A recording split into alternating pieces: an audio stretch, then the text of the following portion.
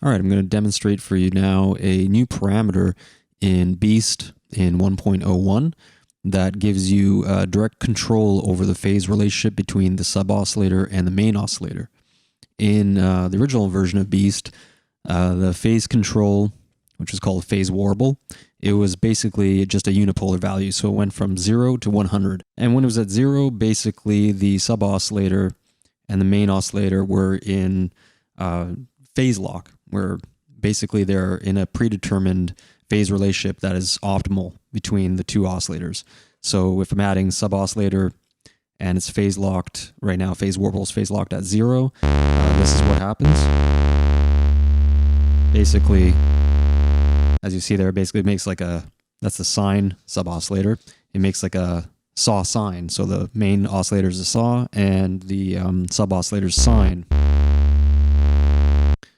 And if you go to phase warble and positive values, basically it'll create like a cyclical LFO when it unlocks the phase.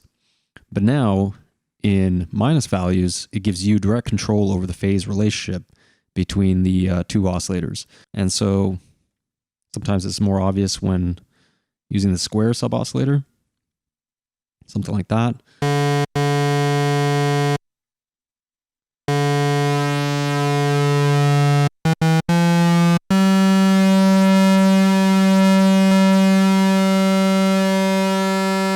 And of course, you can change the main oscillator too.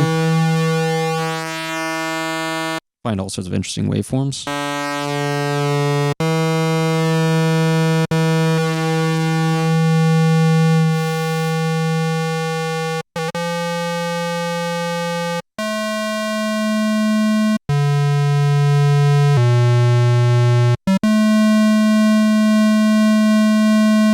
One of the things that I found about these wider range of waveforms that you can create is that a lot of the waveforms can help you create a sort of, for lack of a better term, like an acoustic waveform signature. So if you look at a lot of acoustic instruments, and particularly orchestral instruments, they have this sort of interesting waveform structure. I'll show you how I make a string, basically, or sort of like a synthesized string. Kind of cool sound. It's not going to sound like a real actual string, but it's going to have not going to quite sound just like a synthesized, pure synthesized string either. So let's do that. So to start with, I'll just have basically like a pulse waveform from the main oscillator of the Beast. Something like that. And then for the sub-oscillator, I'll also choose a square type oscillator in the same octave. That's usually when you'll get best results when using direct phase control. So roughly equal difference between the main and sub-oscillator volumes is around the mid value, so 25 for the sine wave because it's between 0 and 50, and about 75 for the square wave because that's between 50 and 100. So now I've got my square sub-oscillator in the same octave, and I'll use phase control here to find a sort of this sort of structure that I'm talking about that you'll find a lot in acoustic instruments. I'll show you what it kind of looks like.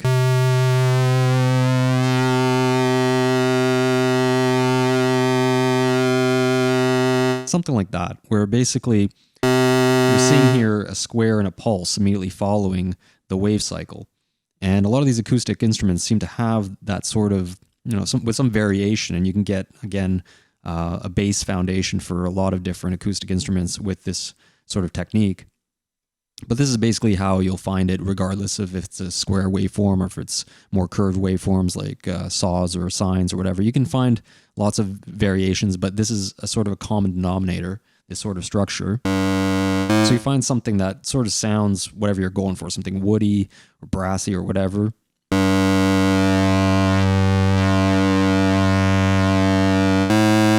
And I guess I can make the bass pulse a little shorter maybe. Something like that maybe.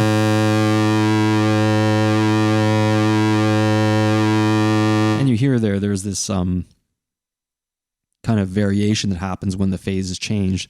Well, instead of changing the phase over time, I'm going to just modulate the shape, which kind of has a similar effect. So I've got the rate already pretty low rate, and then depth, just anything over 0 will start modulating.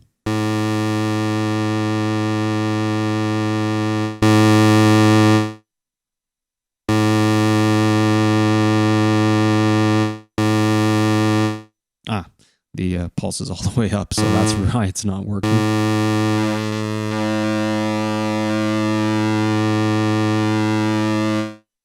Make it a little faster. And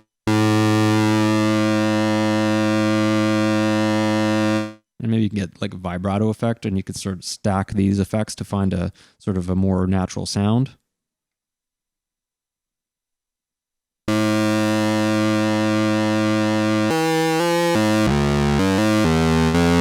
Now, of course, that doesn't sound like a natural instrument. So a lot of them, depending on how much harmonics you're using in these bass wave shapes, if it's something like a square, obviously I got too many upper harmonics, so you can just low pass it. Start sounding a little bit more like a real instrument. Bass foundation, I should say. I haven't really, added the other oscillators. We'll see what that sounds like in a second here. And that variation here is a little too much, so I'm going to just turn that down a bit. Just make some changes here. Yeah, if I low pass this, kind of sounds, you can kind of hear a little bit of that low tone of what you might hear in a string instrument. It'll come together once I add some higher harmonics. And for the higher harmonics, the way I would approach it is using the turn down the beast oscillator so you can hear the other oscillators coming into play for that. The way I think to do it is to have the oscillator 1 modulate or ring modulate oscillator 2. And so oscillator 2 is basically just saw or a ramp, because basically the bow, I want this to be like sort of when a bow scrapes across the string, that kind of sound in the higher harmonics, basically is a saw-like quality, right? So starting with that, and then for the oscillator 1 to ring mod it, have a pretty high frequency, so it's kind of high up there, and want it to be really short.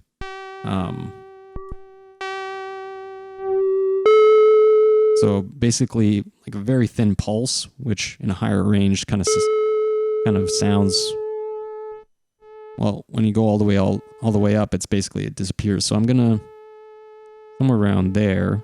So it's gonna be a little subtle in a way, but so turn that down because I don't need to hear oscillator 1. I just want to ring modulate oscillator 2. So now oscillator 2, the saw wave sounds like this when I ring mod.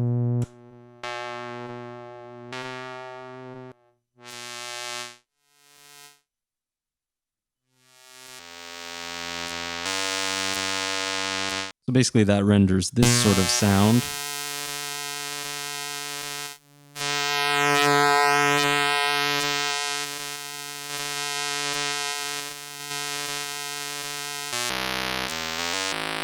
So kind of has that scrapey sound to it, high harmonics. So we'll just low pass the bring back beast. And low pass this.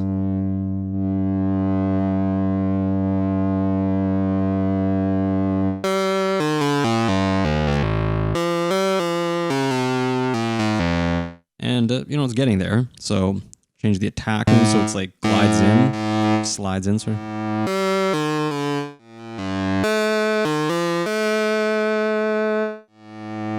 I think reverb voice adds a lot.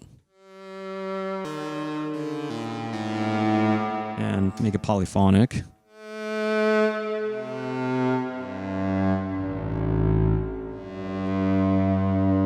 And I found that actually the formant in the modulation effects, is a good, sort of adds kind of that woody quality of like a cello or something.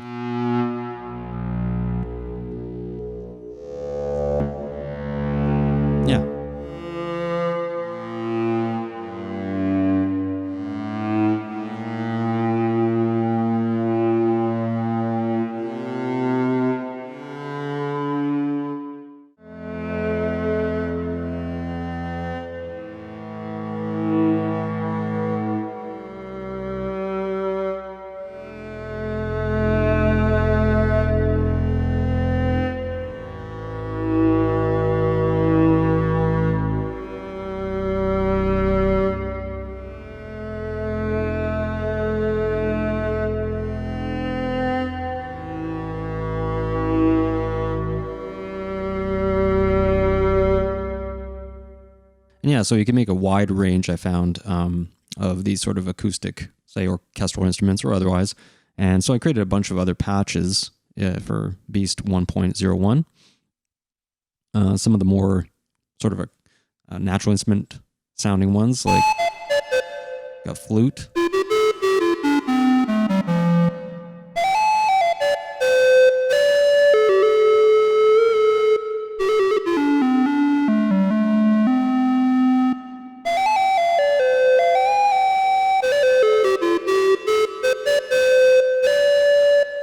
Have a little bit of that breathy push there.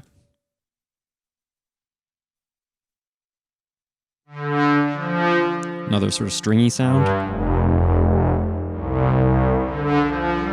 Almost like a brass and string combination. Almost like a sort of an ensemble.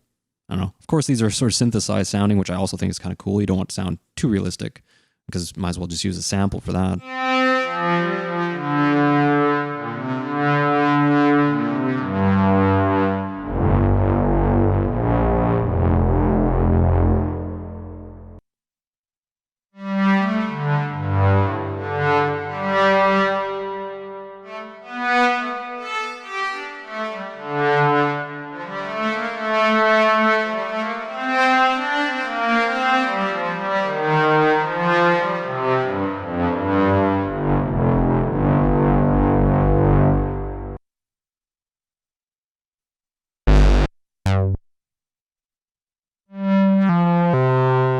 Sort of a woody quality in this one.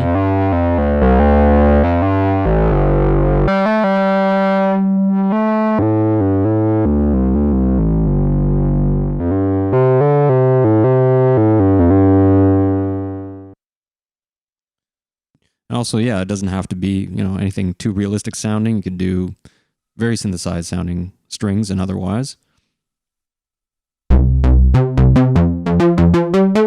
Has a sort of a brassy quality to it.